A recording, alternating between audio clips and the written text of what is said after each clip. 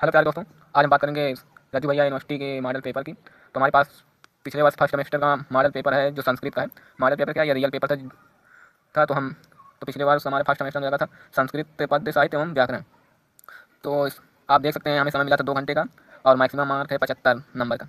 और यह निर्देश है, यह प्रश्न पत्र 3 खंडों में है, आ बा एवं सा में विभाजित। प्रत्येक खंड में दिए गए निर्देशों का पालन कीजिए। खंड आ बा और सा क्रमशः 9, 36 एवं 23 अंकों के हैं। अभ्यर्थी प्रश्नों के उत्तर क्रमानुसार लिखें। यदि किसी प्रश्न के कई भाग हो तो उनके उत्तर एक ही तरातमय में लिखें। अब यह है खंड आ, अति लघु उत्तरीय प्रश्न। निर्देश है इसका, इस खंड में केवल एक प्रश्न है जिसके 5 उप प्रश्न, प्रत्येक उप प्रश्न 3 अंकों का है। इस खंड से किन्हीं 3 उप प्रश्नों के उत्तर दीजिए। प्रत्येक उप प्रश्न की शब्द सीमा 50 शब्द है। अब ये प्रश्न कुछ इस प्रकार से हैं। सतसहस्त्री संहिता किसे कहते हैं? चतुर्दश महेश्वर सूत्र लिखिए। महेश्वर सूत्र तो आपको याद ही होगा। शतक त्रय का उल्लेख करते हुए उनके रचनाकार का नाम लिखिए। शतक त्रय भी आप जानते होंगे। बृहत त्रय के अंतर्गत आने वाले महाकाव्यों के नाम लिखिए। फिर है रामायण में कितने कांड है, उल्लेख कीजिए, अथवा करके है। अष्टाध्याय में कितने अध्याय, पाद एवं सूत्र हैं, अथवा में है। अच प्रत्याहार के अंतर्गत आने वाले वर्णों का उल्लेख कीजिए। अब आ जाता है खंड बा, लघु उत्तरीय प्रश्न। अब इसके निर्देश कहता है कि इस खंड में केवल एक प्रश्न है जिसके 7 उप प्रश्न है। प्रत्येक उप प्रश्न 9 अंकों का है। इस खंड से किन्हीं चार उप प्रश्नों के उत्तर दीजिए। प्रत्येक उप प्रश्न की शब्द सीमा है 225 शब्द। अब पहला प्रश्न इसका, निम्नलिखित श्लोकों में से किन्हीं 2 श्लोकों का संदर्भ सहित अनुवाद कीजिए। कृत प्रमाणस्य मयि भुजे जितां सत्यनेन निवेदस्यति न विप्येतस्य मनो न हि प्रियं प्रक्तुमिच्छति मृषा हितैषिण्यं।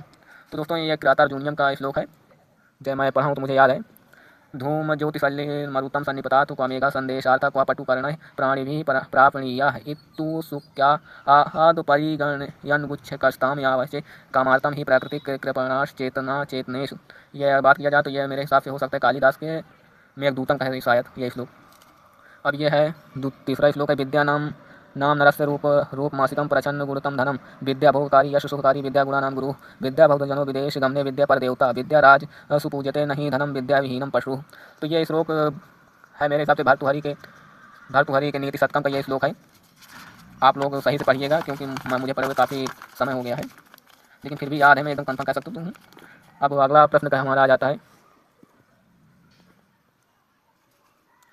अगला प्रश्न है, निम्नलिखित सूक्तियों में से किसी एक सूक्ति की संदर्भ व्याख्या कीजिए। हिता मनोहरी च दुर्लभम आचार्य च अयाच मोघा वर्णम द्विगुणे न आघमे लब्ध काम। तीसरा सूक्ति है, सर्वर्षौदिशं औषधमस्ति शास्त्र विहितम मूर्खस्य नस्तय औषधम। ये सूक्ति की बात किया जाए तो यह नीति शतकम की सूक्ति है। और हिता मनोहरी च दुर्लभम यह उसकी किरातार जूनियम की है। ये वाली मुझे नहीं कन्फर्म किसका है। अभी यह हम आता है ग नंबर का प्रश्न, निम्नलिखित सूत्रों में से किन्हीं 2 सूत्रों की उदाहरण व्याख्या कीजिए। यचो अयवा वाह आकाशवाणी दीर्घा झलम जसवंते विसर्जनीय से रसा। अब घ नंबर का प्रश्न आ जाता है, निम्नलिखित में किन्हीं 2 पदों के सूत्र निर्देश पूर्वक संधि कीजिए। संधि प्रक्रिया बताइए। उपेन्द्र लाकृति सच्चित प्रेज्यते। अंगा नंबर प्रश्न आता है,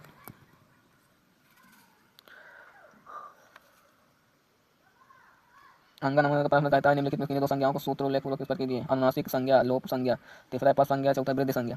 6 नंबर में है, निम्नलिखित में से किसी एक पर परिचयात्मक टिप्पणी लिखिए। वाल्मीकि, दूसरा है व्यास, तीसरा है महाकवि। अच्छा नंबर का आ जाता है प्रश्न, महाकवि कालिदास की रचनाओं का संक्षिप्त परिचय दीजिए अथवा अभ्यंतर प्रयत्नों का वर्णन कीजिए। अब हमारा आता है खंड सा, दीर्घ उत्तरीय प्रश्न जिसे कहते हैं। इसका निर्देश कहता है कि इस खंड में केवल एक प्रश्न है जिसके 4 उप प्रश्न, प्रत्येक उप प्रश्न 15 अंकों का। इस खंड से किन्हीं दो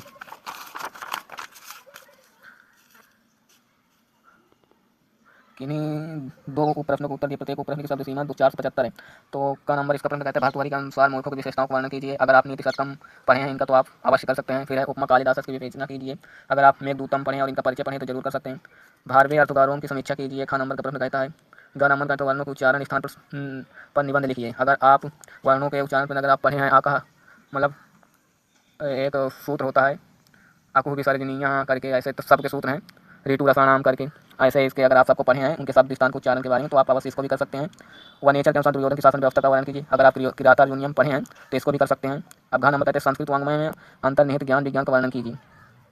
और इसका आत्मा प्रश्न संस्कृत वाङ्मय में वर्णित राष्ट्रीयता की भावना पर प्रकाश डालिए। तो यहीं से करते हैं दोस्तों वीडियो।